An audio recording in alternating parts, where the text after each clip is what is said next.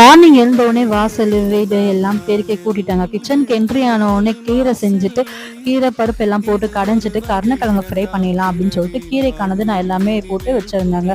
கருணக்கிழங்கு கட் பண்ணும்போது எங்க இருந்து தான் வரும் தெரியல, அந்த நம்பிச்சலும் ஒரே கை நம்பிச்சுனே கிடந்தது.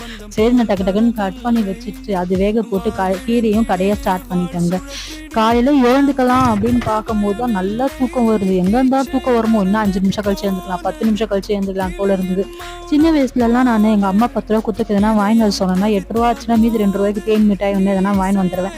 அதே மாதிரிதான் இனிக்கும் நான் போயிட்டு எதனா வாங்கலாம் அப்படின்னு போகும்போது 10 ரூபா மீந்தது.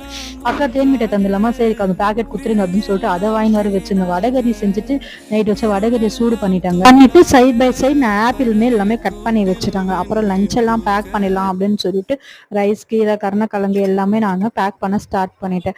அப்புறம் கிச்சன் எல்லாமே நீட்டா தொடச்சிட்டு அப்புறம் கிச்சனை நான் கிளீன் பண்ணி வச்சுட்டேங்க.